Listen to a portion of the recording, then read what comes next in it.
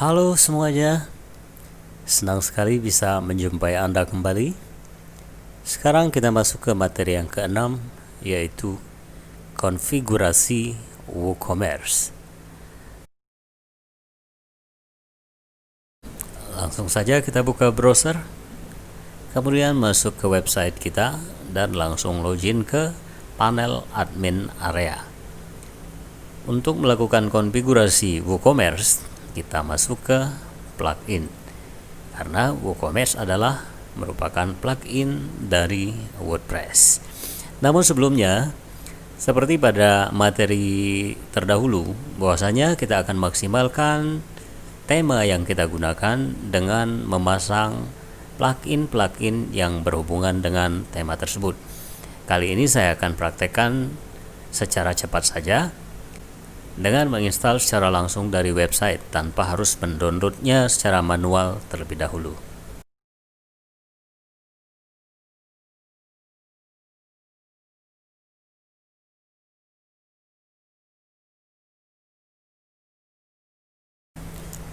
Oke. Beberapa plugin yang berhubungan dengan tema yang kita gunakan sudah terpasang.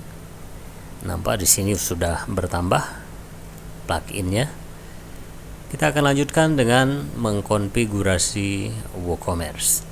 Caranya masih pada posisi plugin, lalu kita arahkan pada WooCommerce, kemudian klik aktifkan. Karena kita baru pertama kali mengaktifkan WooCommerce, tampilnya seperti ini. Kita bisa melanjutkan. Oke. Paling tidak ada 5 langkah yang akan kita lakukan dalam persiapan awal. Yang pertama adalah tentang store detail. Kita isikan alamat,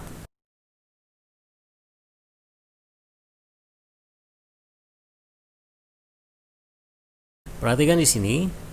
Kalau Anda membuatkan toko ini untuk orang lain atau klien Anda, maka ini kita pilih. Tapi kalau kita membuat untuk kita sendiri, ini tidak perlu kita aktifkan. Kemudian lanjutkan. Bila kita ingin terlibat dalam pengembangan WooCommerce, misalnya mengirimkan laporan bila ada bugs atau ada kesalahan, ini kita klik yes. Tapi kalau tidak, kita abaikan. Untuk sementara ini kita abaikan saja. Yang berikutnya adalah menentukan apa jenis toko yang kita buat. Nah, kalau sekarang dalam contoh ini kita membuat toko kuliner, berarti berhubungan dengan makanan dan minuman. Bila Anda membuat yang lain, tinggal disesuaikan saja. Kalau tidak ada pilihannya di sini, maka pilih lainnya, kemudian kita tulis namanya apa.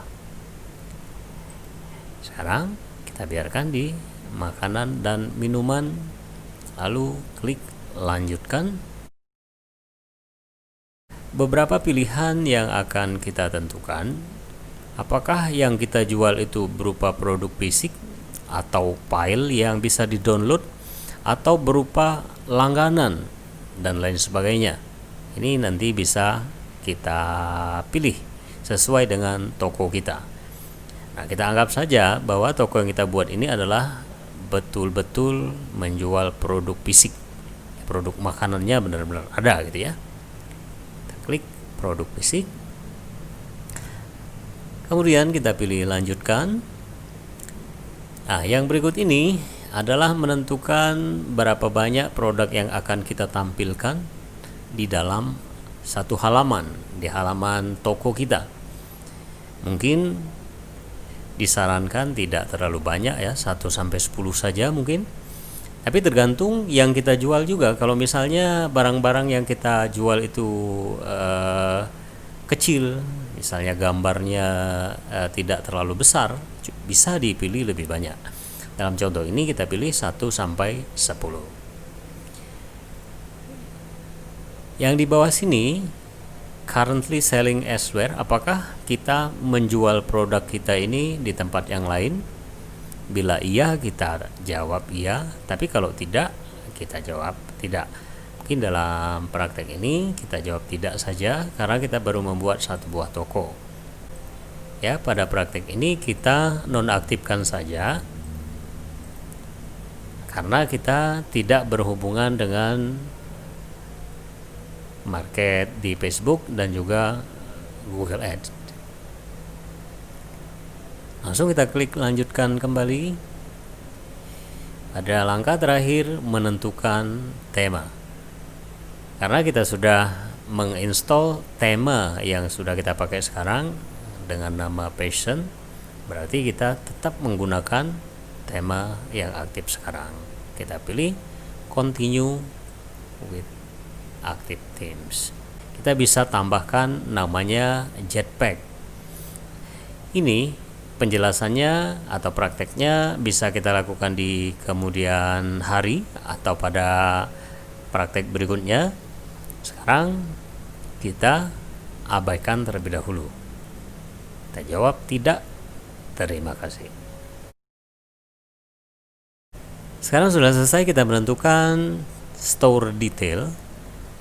Artinya konfigurasi awal sudah berhasil kita lakukan terhadap website kita yang tujuannya untuk membuat toko online.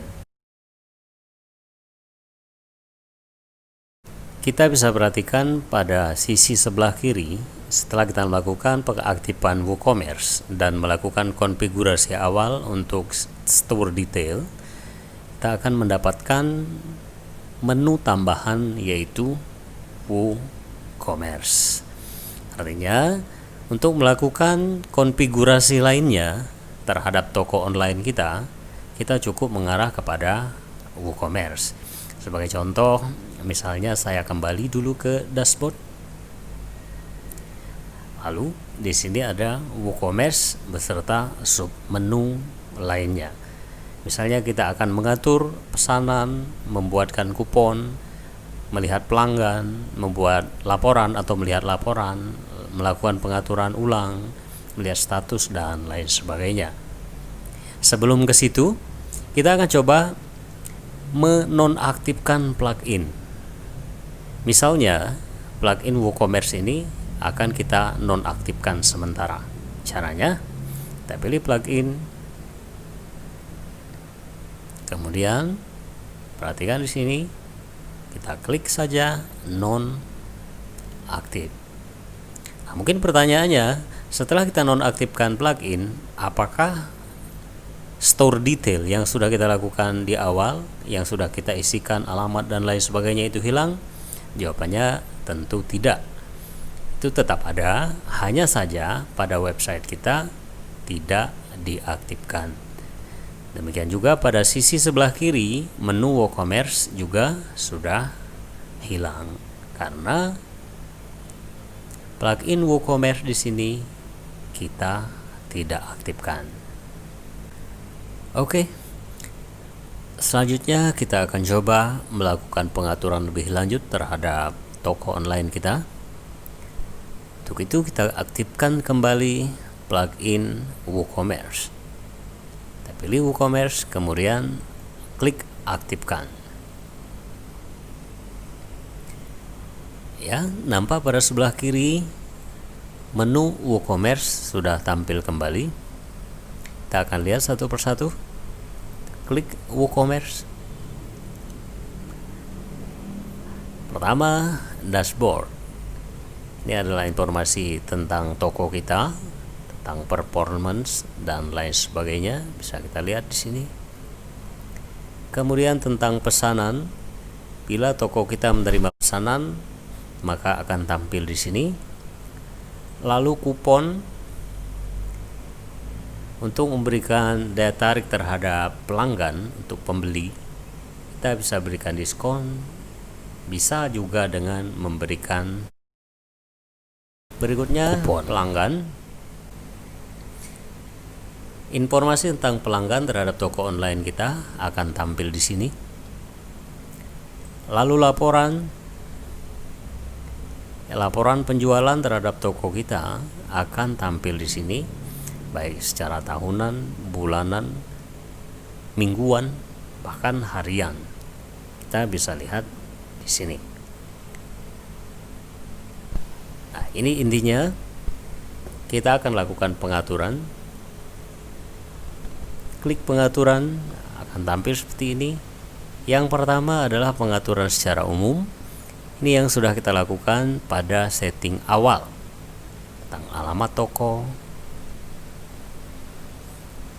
kemudian tentang pilihan mata uang yang digunakan, apakah kita mau menggunakan rupiah atau menggunakan yang lain, bisa dipilih di sini. Selanjutnya tentang produk atau produk.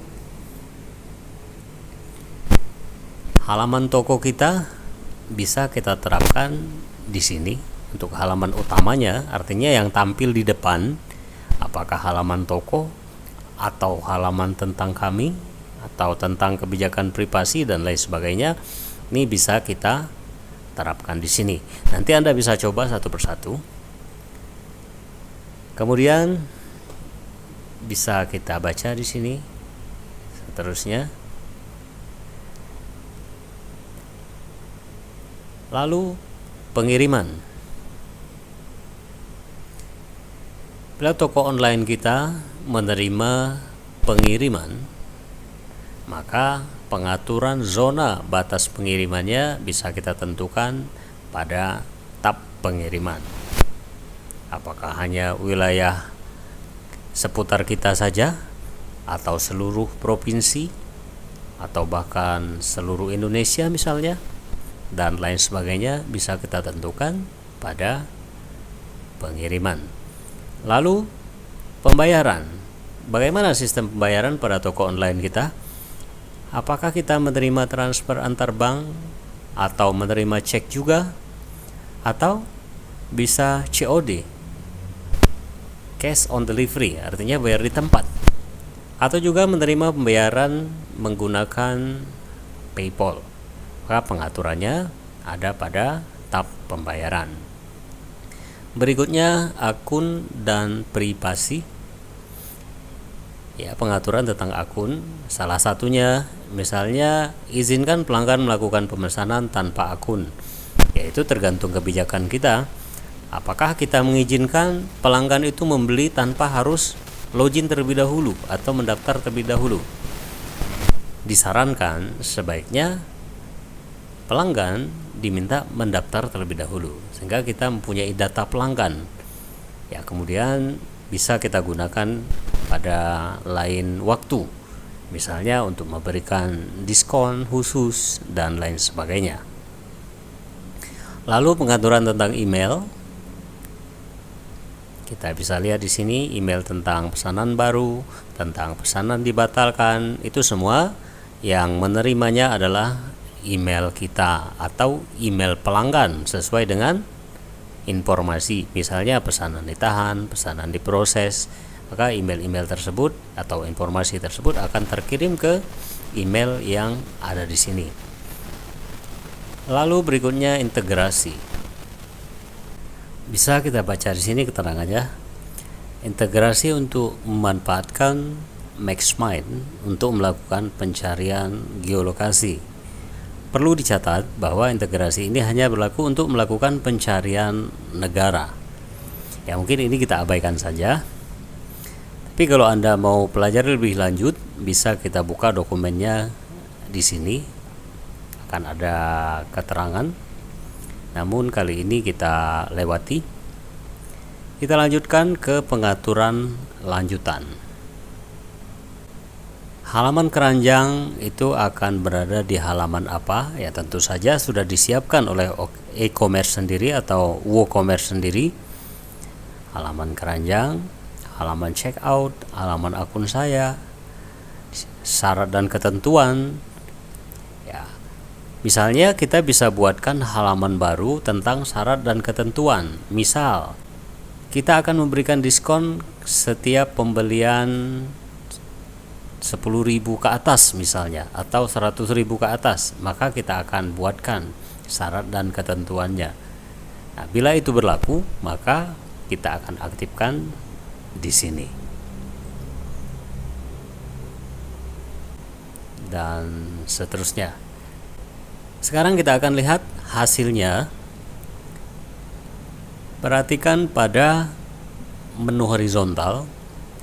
Sebelum kita mengaktifkan plugin WooCommerce, maka submenu pada nama website kita hanya satu, yaitu kunjungi situs.